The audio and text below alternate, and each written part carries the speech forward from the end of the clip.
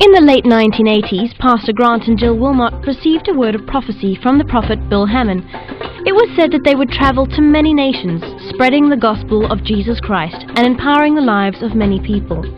Today, this prophecy is being fulfilled. Hi, my name's Grant.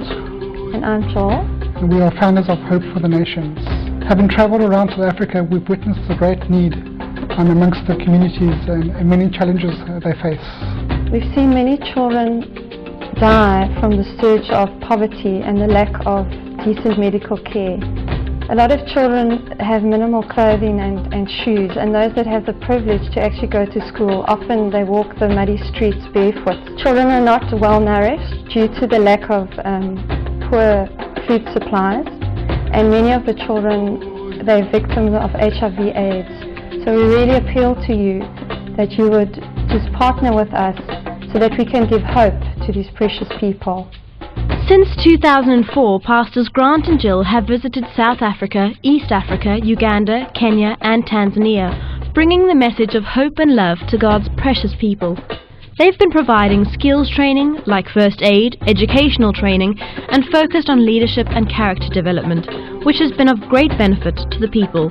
They've gotten their hands dirty with projects where they painted 300 t-shirts for HIV-positive children and taught women basic life skills and crafts. Many have come alongside Hope and helped by donating clothing, stationery, medical supplies, finance, and supported the work of the ministry. However, they desire to establish something more sustainable in South and East Africa, something that would continue to provide care and support, even when the ministry is not present.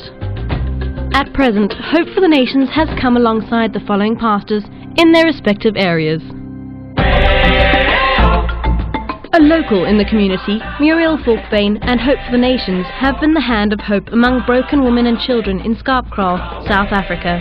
They have successfully started a community library as well as providing training on starting a vegetable garden and basic women's skills. They've also started up a soup kitchen, which serves as the main meal provider for many underprivileged in Skarpkraal. The children wait with anticipation each day to make their way to the library, where Muriel and her team would spend time with each child, focusing on schoolwork, homework, reading material, and their basic needs. Many women meet with Muriel for training and emotional counseling and support. The vision for Skarpkraal is to soon be able to build or purchase a building that would be the meeting point for all to gather in. At present, everything is run in a garage at Muriel's place. Despite many challenges, the people of Uganda continue to smile. Pastor Jonah Kawere from Kampala, Uganda runs a school called Gershibon Education Centre, providing education for 165 children. At present, the school is in need of stationery, reading materials, and basic equipment for the school. It is Pastor Jonah's vision to complete the building of the school premises, as God has already provided the land.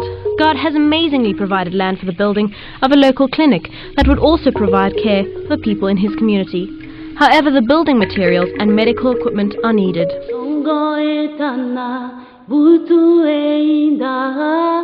Amidst the acceptance of Islam in Tanzania, Pastor Stephen Osinde continues to preach the gospel of Jesus Christ with fervour. Located in Dar es Salaam, Tanzania, Pastor Stephen has a school of about 35 children in grade 1. They are in need of buying a building for the school. They are also in need of school equipment, school uniforms, and food for the feeding scheme at the school. Stationery, books, and salaries are also needed to pay their staff. They also have a sewing project to empower the women in the community. However, they are in need of fabric, sewing, and embroidery machines in order for them to use this as an income generator. Pastor Stephen has a farming and a chicken project, which needs funding. These projects are a means of generating income for various needs in Tanzania. Known for their peaceful spirits and grateful hearts, the people of Kenya are filled with immense potential. In a village called Mogotoi on the Rift Valley, Pastor Richard Berege Koskai has a school of 40 children. The school is called Yasha Academy. The academy is presently looking to build a building for the school. Pastor Richard seeks sponsorship for the needy in their village. There is an opportunity for those who would love to sponsor a child for the course of 1 year, covering their school fees and school uniform. Pastor Richard has land that needs to be developed into an educational centre and wants to start a farming project for the community as well.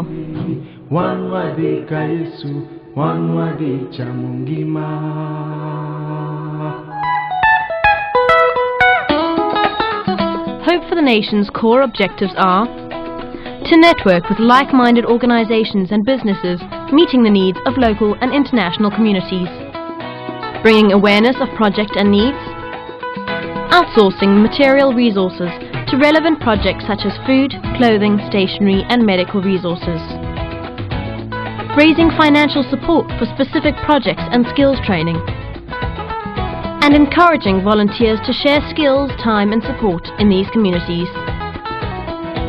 East Africa is not the only soil Hope for the Nations will set foot on, but many African nations in West, Central, East and Southern Africa are future journeys Hope has yet to embark on. Hope believes each individual has the capacity to respond to their own challenges. They just require support and encouragement.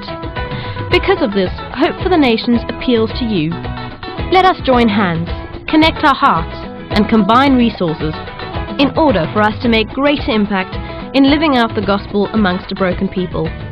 Together, we can build a brighter future. I know that there are many of you who would love to make a difference in people's lives and in their communities. Well, here's an opportunity for you to get involved, to help someone, to bring hope into their lives and also to bring hope into their communities. Well, here's an opportunity for you to get involved. You could either donate financially, or you could donate with food perishables, with material, also with medical supplies, not necessarily just finances. But by you donating, it will help to bring hope into these communities, into the people's lives, to bring smiles onto children's faces, and also into the people's lives who live in these communities. And we'd just like to thank you for bringing hope into these people's lives and their communities.